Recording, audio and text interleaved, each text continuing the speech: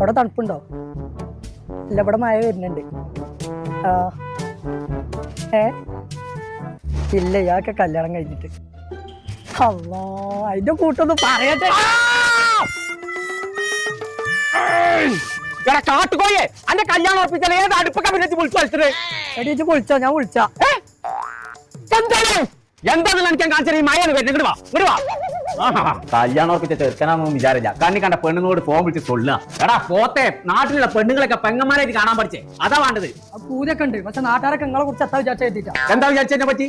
ഉന്നാരപ്പിച്ച അയച്ചങ്ങളൊക്കെ എന്റെ പെങ്ങളായി കഴിഞ്ഞാ അതിന്റെ വാപ്പങ്ങളാവൂലേ? ആവും. ആ പറ്റില്ല, അത് വായിച്ചേ.